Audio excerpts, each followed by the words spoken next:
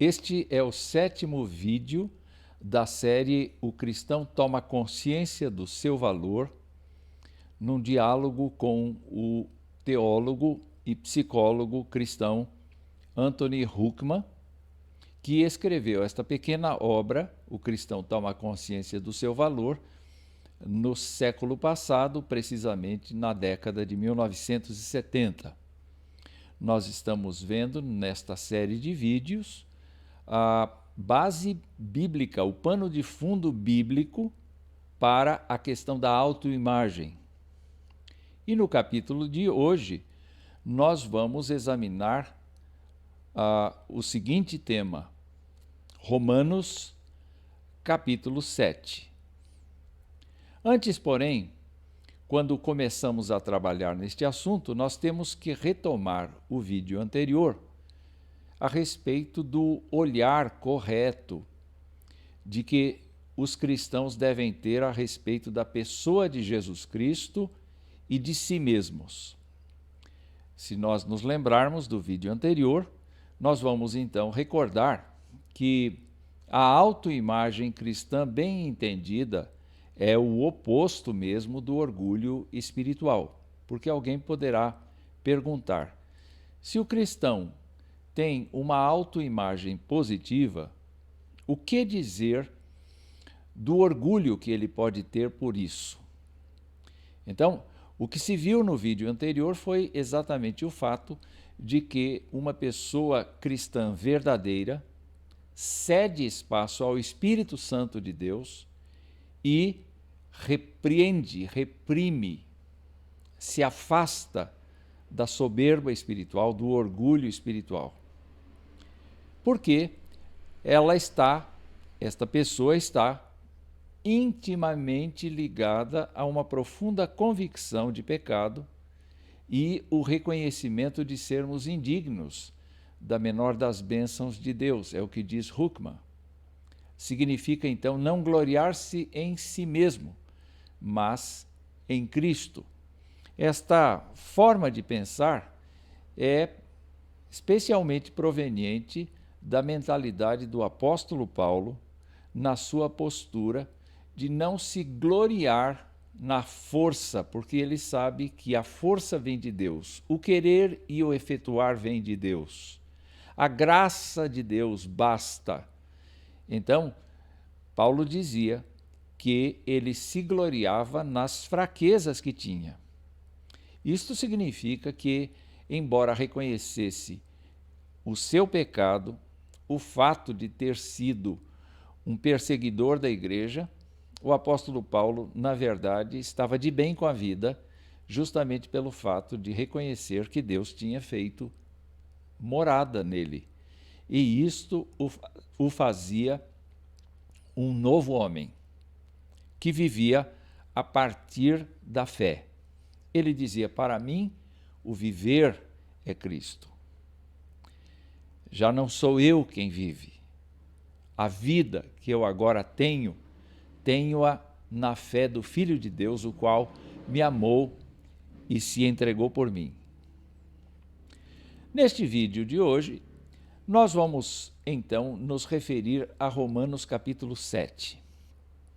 É uma passagem muito importante e que está sujeita a diversas interpretações, justamente por conta do fato de que as pessoas às vezes dizem: Paulo está falando de si mesmo. Ou então, numa outra posição, Paulo está falando de uma pessoa qualquer.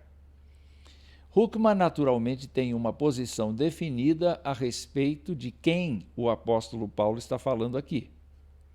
E quando pensamos nisto, o nosso objetivo hoje é explorar um pouco a interpretação de Huckman acerca de Romanos, o capítulo 7. Nós começamos o capítulo 7 de Romanos, então, fazendo alguns pequenos destaques no primeiro trecho do capítulo 7, porque a pergunta que o apóstolo Paulo faz, talvez num interrogatório que seja criado por ele para efeito de didática, ele pergunta inicialmente: a lei é pecado? Então, por que a lei poderia ser pecado? Porque na argumentação que ele mesmo levanta, em seguida, ele vai afirmar que não conheceria o pecado se não houvesse uma regra que estabelecesse que aquilo que ele praticava era pecado. Vamos supor que a vida inteira você tenha passado por um lugar onde, de repente, alguém planta grama e coloca um cartaz dizendo é proibido passar pela grama. Até então, esta regra não estava posta. Então não havia necessariamente uma preocupação se podia atravessar aquela área ou não. Mas a partir do instante em que foi plantada a grama e a plaquinha foi colocada, houve um grito na sua consciência e na minha consciência de que nós não podemos mais atravessar isto aí. E se nós o fizermos como fazíamos antigamente, agora nós estamos infringindo uma regra. E com isso nós estamos pecando. Então, Paulo esclarece que a lei não é pecado, de modo algum. Mas Paulo afirma que o conhecimento do pecado veio por intermédio da lei. Mais do que isto, o pecado, se apropriando da lei, despertou em Paulo, e ele fala em mim, toda sorte de concupiscência. Ou seja, ainda que ele seja o personagem central da narrativa, ele está generalizando a coisa e demonstrando como é que o ser humano acaba tendo no seu coração o despertamento da fraqueza. O despertamento da fraqueza, o despertamento do pecado, vem justamente por nós sabermos que aquilo é errado de se fazer. Então, ele mostrou claramente que o pecado, sem a regra, estaria morto. É o que ele afirma aqui. Mas quando a lei veio, quando a vontade de Deus, a nossa santidade, um caminho absolutamente coerente com a santidade de Deus, ele diz que, vindo este preceito, reviveu o pecado, quer dizer, o pecado cresce de conceito, o pecado cresce de valor, de conhecimento, e, diz ele, eu morri. E novamente ele insiste, assim como foi anteriormente, que o pecado prevaleceu-se do mandamento e enganou Paulo, ou enganou o sujeito e matou o sujeito. Com isto, Paulo isenta a lei de qualquer situação em que ela possa dizer, não, a lei me faz pecar. Não, a lei não faz pecar. A lei faz a gente saber a verdade dos fatos. A lei aponta para aquilo que Deus deseja que seja feito. Então ela é santa. Ela tem a finalidade de demonstrar a santidade de Deus. Mas ela acaba denunciando o pecado. E o pecado, se aproveitando da lei, faz com que, então, nós sejamos absolutamente mortos, condenados. O apóstolo, então, prossegue, e é aí que entra o trecho principal discutido por Huckman, que vai nos ajudar, nesta hora, a responder esta pergunta que está aí do lado.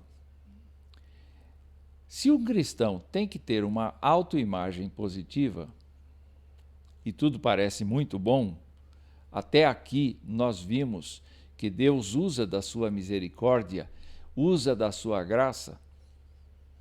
Mas como é que fica Romanos 7? Porque o apóstolo Paulo vai fazer um contraste aqui. A lei é espiritual, o ser humano é carnal, vendido à escravidão do pecado.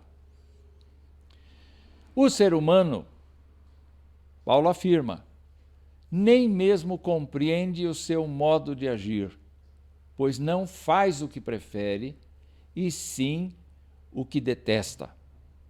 A pergunta que Huckman quer responder é a seguinte: mas Paulo está falando de si mesmo porque ele está falando na primeira pessoa do singular. Nem mesmo compreendo o meu próprio modo de agir, pois não faço o que prefiro e sim o que detesto. Está falando dele? Ou está falando de alguém hipoteticamente? Bom, vamos prosseguir. Ele afirma mais embaixo: eu sei que em mim, isto é, na minha carne, na minha natureza pecaminosa, não habita bem nenhum, pois o querer o bem está em mim, mas não o fazê-lo.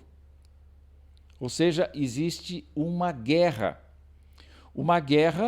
em que a consciência é constantemente ferida pelas ações, pelos pensamentos, pelas palavras que vão contra aquilo que é bom, contra aquilo que é desejável, contra aquilo que nós gostaríamos de ver acontecendo. E, de novo, ele repete o conceito dizendo: eu não faço o bem que prefiro, mas o mal que eu não quero, esse faço. E aí, então, ele demonstra toda a impotência diante da lei que tem uma natureza espiritual, como eu disse, e que mostra com toda clareza a vontade de Deus. Então, de jeito algum, o apóstolo Paulo está dizendo que a lei é pecaminosa, mas ele está demonstrando que ele, a pessoa que está na primeira pessoa do singular aí, é uma pessoa impotente diante da lei. Mais embaixo, ele vai dizer: ao querer fazer o bem, encontro a lei que o mal reside em mim. Então, no tocante ao homem interior, diz ele, tenho prazer na lei de Deus, mas vejo nos meus membros outra lei que, guerreando contra a lei da minha mente, me faz prisioneiro da lei do pecado que está nos meus membros. E ele chega à triste conclusão de que é um homem desventurado. Isso não é uma boa autoimagem, não é uma autoimagem positiva, mas é uma autoimagem negativa. E ele faz a pergunta: quem me livrará do corpo desta morte? Mas ele, ao mesmo tempo, dá graças a Deus. Por quê? Porque, ainda que ele tenha esta luta interior de mim mesmo com a mente, eu sou escravo da lei de Deus, mas segundo a carne da lei do pecado, ele vai, a partir de agora, trabalhar muito mais intensamente no capítulo 8 aquilo que é necessário para que o ser humano crente em Cristo tenha, sim, uma autoimagem positiva. Então, a pergunta que eu tenho aqui: será que esta passagem descreve a situação da pessoa regenerada? É a descrição da vida cristã normal? Huckman, naturalmente, tem um olhar que se afina com outros teólogos e, com certeza, está contra a outra posição que afirma que isto é uma descrição real do que o apóstolo Paulo sente, do que o apóstolo Paulo vive. Huckman discorda de que Paulo esteja falando de si mesmo, porque ele demonstrou pelos textos anteriores que nós estudamos a ideia de que é necessário nós focarmos toda a atenção para efeito de imagem de autoimagem no que Jesus Cristo fez pelo crente. Jesus Cristo libertou da culpa do pecado e da condenação. É conveniente para o crente viver do jeito de Romanos 7?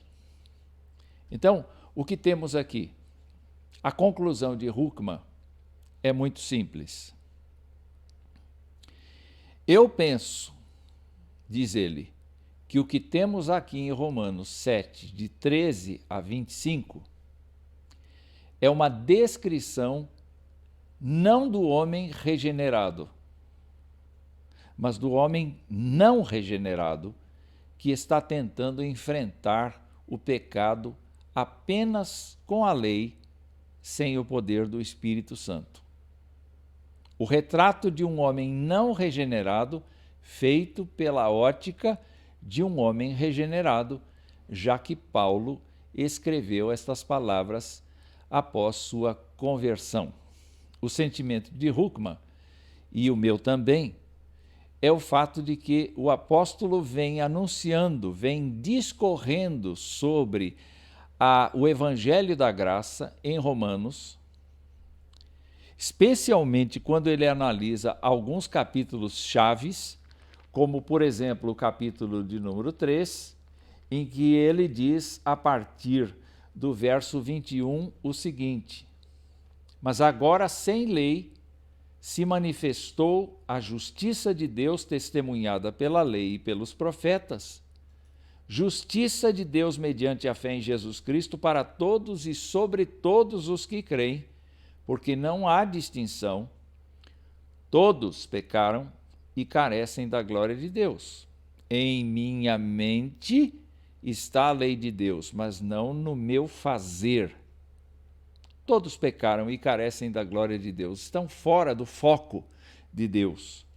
Mas o interessante vem agora: sendo justificados gratuitamente por sua graça, mediante a redenção que há em Cristo Jesus, a quem Deus propôs no seu sangue como propiciação mediante a fé, para manifestar a sua justiça, por ter Deus, na sua tolerância, deixado impunes os pecados anteriormente cometidos. Então, o que o apóstolo está dizendo é que Deus providencia uma transformação nas pessoas, mediante a sua graça, pelo sacrifício de Jesus Cristo. E no capítulo 5, ele começa o capítulo 5 dizendo que os crentes estão justificados, pois, mediante a fé, e têm paz com Deus por meio de nosso Senhor Jesus Cristo, por intermédio de quem obteve-se acesso a Deus pela fé, e a esta graça na qual os crentes estão firmes. E Paulo diz: gloriamo-nos na esperança da glória de Deus. Mais adiante, no capítulo 6, o apóstolo vai dizer no verso 11: considerai-vos mortos para o pecado, mas vivos para Deus em Cristo Jesus. Então não reine, portanto, o pecado em vosso corpo mortal. Parece que o apóstolo Paulo teria regredido nos seus argumentos se ele assumisse a ótica de que, como crente em Cristo, ele gostaria de fazer alguma coisa, mas não consegue fazer. É mais coerente nós acompanharmos Huckman no seu comportamento, na sua forma de interpretar, quando se pensa que Paulo está enxergando como é que uma pessoa, pelo próprio esforço, quer se justificar diante de Deus e não consegue. Justamente pelo fato de que esta pessoa não tem em si o poder de resistir ao pecado que faz mau uso da lei. Então, prosseguindo aqui, o que nós vamos encontrar na argumentação de Huckman? Huckman pega o trecho de Romanos capítulo 7, versículo 5, que é anterior, portanto, a discussão que nós estamos tendo aqui, e diz assim: porque quando vivíamos segundo a carne, note os verbos que Paulo usa aí, quando vivíamos segundo a carne, as paixões pecaminosas postas em realce pela lei operavam em nossos membros a fim de frutificarem para a morte. Não é? Então, se você olhar para o início do texto, Paulo pergunta: acaso o bom se me tornou em morte? De modo nenhum. Pelo contrário, o pecado, para se revelar como pecado por meio de uma coisa boa, que é a lei, causou-me a morte, a fim de que pelo mandamento se mostrasse sobremaneira maligno. Então, assim como a lei não tem o poder de salvar ninguém, porque ela mostra o padrão exigido, todavia, a lei tem o poder, então, de demonstrar que o pecado é totalmente maligno, porque demonstra claramente a nossa incompetência de cumpri-la, de fazer a vontade de Deus. Mas você pode pensar naquilo que Paulo escreveu, porque quando vivíamos segundo a carne, as paixões pecaminosas postas em realce pela lei, quer dizer, a lei serviu como lente para denunciar o pecado, não é? E demonstrar que nós tínhamos isso correndo nas nossas veias. E aí temos, então, a fim de frutificarem para a morte. Então, Huckman interpreta que Paulo, ao escrever Romanos 7, de 13 a 25, onde está dito que não compreende o próprio modo de agir, não faz o que prefere e sim o que detesta, o que ele está mostrando? Ele está mostrando aquilo que nós vemos em Romanos 7,5. Romanos 7,5 se encaixa com o trecho de Romanos 7, de 13 a 25. E assim, então, o pecado, para se revelar como pecado por meio da lei, causou a morte. Então, olha só: ao querer fazer o bem, encontro a lei que o mal reside em mim. No tocante ao homem interior, tenho prazer na lei de Deus, mas vejo nos meus membros outra lei. E assim, isto não se referiria a pessoas que já saíram da vida antiga e que já crucificaram o velho homem com Cristo. Mas isso está diretamente ligado, então, à pessoa que tenta, pelas suas próprias forças, conseguir a aprovação de Deus. O argumento de Paulo vai mostrar que uma pessoa que tenta, por todos os meios, satisfazer a Deus, sozinha, não o satisfaz. Por quê? Porque não está nela a competência, a capacidade de fazer aquilo que Deus determina. Então, o apóstolo, ao falar aqui em Romanos, no versículo 5, ele diz exatamente disto: quando vivíamos segundo a carne, as paixões pecaminosas postas em realce pela lei operavam em nossos membros. É assim que funciona. Quando nós ainda estamos sem Jesus Cristo, por mais éticos, por mais eficientes na obediência à lei, nós vamos sempre encontrar e confrontar o nosso real estilo de vida. Então, não dá para se ter uma autoimagem positiva, biblicamente falando, sem que isso seja promovido pela graça e pelo Espírito Santo de Deus. Por outro lado, o apóstolo, ao iniciar este capítulo, precisamente no verso 4, tinha dito o seguinte: meus irmãos, também vós morrestes relativamente à lei. Ele diz: a lei não é pecado, a lei é santa, mas a lei foi tomada pelo pecado e isto trouxe para todos nós a consciência de que nós estamos destituídos da glória de Deus. Então, o texto diz: também vós morrestes relativamente à lei por meio do corpo de Cristo, para pertencerdes a outro, a saber, aquele que ressuscitou dentre os mortos, a fim de que frutifiquemos para Deus. Ora, se Paulo está, então, nos preâmbulos deste capítulo 7, falando do fato de que nós estamos mortos relativamente à lei, nós os cristãos verdadeiros, nós agora pertencemos a outro Senhor, não mais ao pecado. E nós pertencemos àquele que ressuscitou dentre os mortos. E o objetivo da nossa existência agora é a fim de que frutifiquemos para Deus. Não se trata, portanto, de ficar remoendo. O que eu gostaria de fazer, isso eu não consigo, porque eu sou pecador. O poder de fazer alguma coisa boa não está em mim, porque tem uma lei do pecado que me domina. Esse tipo de comportamento não é aceitável para o crente. Porque o crente, efetivamente, passou da morte para a vida. Passou do Senhor pecado para o Senhor Jesus Cristo. E agora existe para frutificar para Deus. E ele precisa incorporar isto no seu viver cotidiano.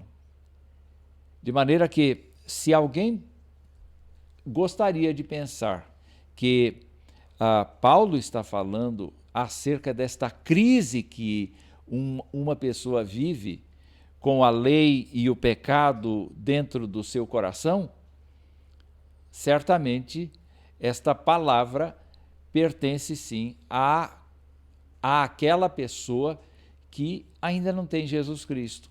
Ela pode pensar assim. Ela vive essa guerra.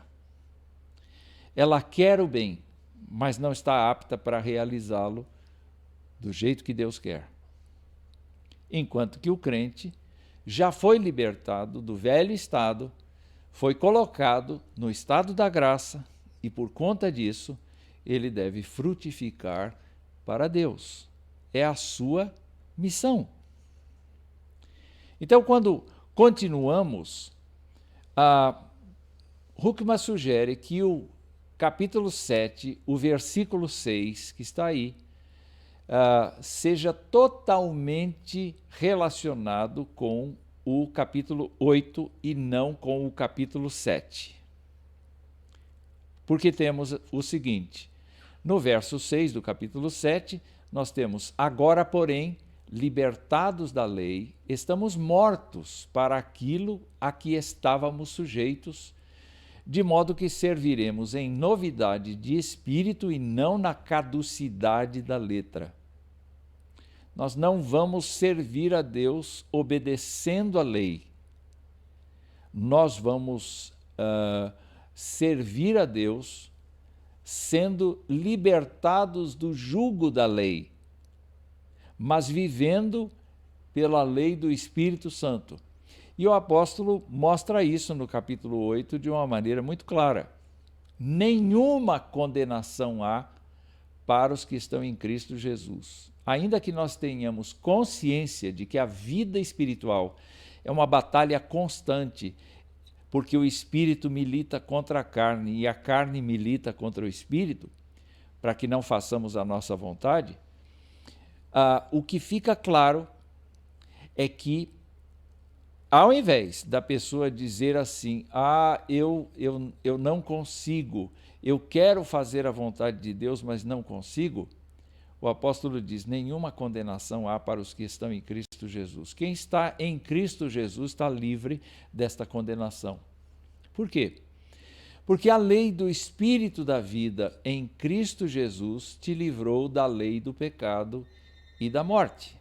Em outras palavras, não existe pessoa que efetivamente tenha sido libertada por Jesus Cristo do pecado e da morte, da lei do pecado e da morte, e ainda esteja vivendo nesta situação. O que eu gostaria de fazer, eu não consigo porque o pecado me domina. Então, o apóstolo diz mais adiante que pessoas crentes não andam segundo os ditames da velha natureza, da natureza carnal. O modo de olhar a vida é espiritual, é de discernir os tempos e as situações, é de buscar saber o que Deus pensa a respeito de uma determinada situação e viver de acordo com esta perspectiva divina. Porque o que está dentro do crente agora não é meramente a exigência da lei, mas é mais do que isso, é a presença do Espírito Santo de Deus. E é pelo Espírito Santo de Deus que uma pessoa, dependendo dele, vivendo para ele, em novidade de espírito e não na caducidade da letra, que a pessoa obedece à lei sem pensar que está obedecendo à lei. Então é interessante nós observarmos aqui que pessoas que andam segundo o Espírito cumprem o preceito da lei, sem ficar atrelados a regras. Porque simplesmente a ética do Espírito Santo faz com que os crentes glorifiquem a Cristo naquilo que fazem, naquilo que vivem, naquilo que pensam. Então, segundo Huckman, não cabe muito a ideia de pensar que Paulo tem uma crise de identidade no capítulo 7, dos versículos 13 a 25. Não está falando dele, mas está falando de uma pessoa que efetivamente tem a lei, conhece a lei. Talvez seja um bom fariseu como ele foi, talvez seja um bom judeu, talvez seja uma pessoa prosélita que guarda muito respeito pela lei mosaica, mas tem esse sentimento: eu não consigo cumprir esta lei. Agora, quando o crente sabe que Jesus Cristo entrou na sua vida para transformar a sua vida, então estamos libertados da lei. Estamos mortos para aquilo a que estávamos sujeitos, diz o texto. E estamos principalmente vivendo segundo o Espírito. E Paulo reforça esta ideia: os que se inclinam para a carne cogitam das coisas da carne, mas os que se inclinam para o Espírito, das coisas do Espírito. Tudo isso significa, então, a seguinte proposição de Huckman. O capítulo 7, o versículo 5, pode ser aplicado ao parágrafo que vem em seguida, a partir dos versos 13 até 25. Mas o versículo 6 do capítulo 7, Romanos 7, 6, não vai para este contexto imediato do capítulo 7, de 13 a 25, mas vai sim para o contexto de Romanos capítulo 1, de 1 até 11. Então, Paulo vai demonstrar aqui o fato de que as pessoas que estão nessa condição de somente obedecer à lei podem ter esses sentimentos negativos, mas o crente não pode. O crente não deve. O crente deve absorver a ideia de que as pessoas em quem o Espírito de Deus está, não é? Vai não apenas trabalhar no seu coração, mas vai também reforçar a ideia da ressurreição dentre os mortos no futuro.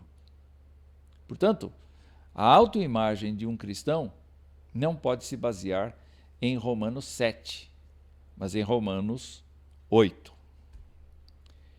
Então, esta compreensão de Romanos 7, de 13 a 25, nos ajuda a ver mais claramente a questão da autoimagem do cristão.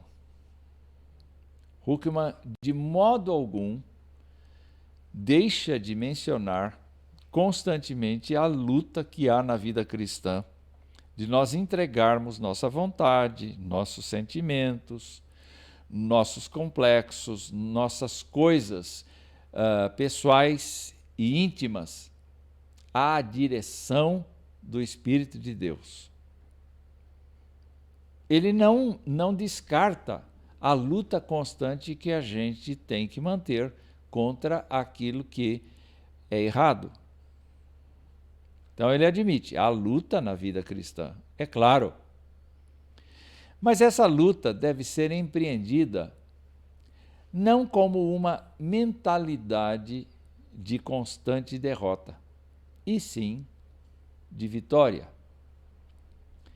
É Romanos 8, e não Romanos 7, que retrata como é a vida cristã normal. Por isso mesmo, a base bíblica para a autoimagem do cristão vem não de Romanos 7, mas de Romanos 8. Se nós observarmos a continuidade de Romanos 8, nós vamos verificar aqui algumas coisas maravilhosas que Paulo diz a respeito do cristão. E assim, então, nós temos que curtir, desenvolver um sentimento de uma autoimagem positiva quando estamos em Cristo verdadeiramente. Ele diz, por exemplo, no capítulo 8, nos versos 12 a 14, irmãos, somos devedores, não à carne, como se constrangidos a viver segundo a carne. Porque se viver segundo a carne, caminhais para a morte. É exatamente isto, uma pessoa que depende de si mesma, depende da lei exclusivamente, caminha para a morte. Porque ninguém é justificado diante de Deus por obras que tenha feito da lei. E ele continua, se pelo Espírito mortificardes os feitos do corpo, certamente vivereis. O que Paulo está afirmando aqui é que o cristão luta. Ele tem uma autoimagem positiva graças à obra que Jesus Cristo fez na vida dele, mas ao mesmo tempo ele luta para santificar-se, obedecer a Cristo e viver no padrão de Cristo. Então, para consolo dos cristãos, ele diz: todos os que são guiados pelo Espírito de Deus são filhos de Deus. E os cristãos não receberam o espírito de escravidão, que é aquele espírito de escravidão mencionado tanto no capítulo 7 quanto mencionado no início do capítulo 8. Mas recebestes o espírito de adoção baseado no qual clamamos Abba, Pai. Esta expressão indica um grau profundo de aproximação com Deus o Pai. Ou seja, na autoimagem do cristão, ele deve considerar, sim, o fato de que Deus testemunha na sua vida pelo Espírito de Deus, de maneira que ele pode chegar-se a Deus num relacionamento profundo e íntimo, agradável. O texto diz, o Espírito testifica com o nosso espírito que somos filhos de Deus. E ele diz, então, mais embaixo, que nós gememos em nosso íntimo aguardando a adoção de filhos, a redenção do nosso corpo.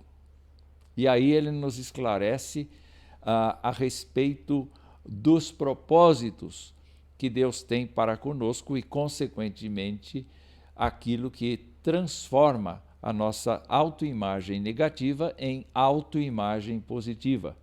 Ele diz, segundo a vontade de Deus, o Espírito intercede pelos santos, porque eles não sabem orar como convém. E todas as coisas cooperam para o bem daqueles que amam a Deus, daqueles que são chamados segundo o seu propósito. Porquanto, aos que de antemão conheceu, também os predestinou para serem conformes à imagem de seu Filho. Portanto, você verifica aqui que Romanos 8 nos ajuda a responder a seguinte pergunta: o cristão deve ter uma autoimagem negativa nos termos de Romanos 7? A resposta é não. O cristão deve ter uma autoimagem positiva com base nas afirmações apostólicas de Romanos 8. É o que temos para hoje.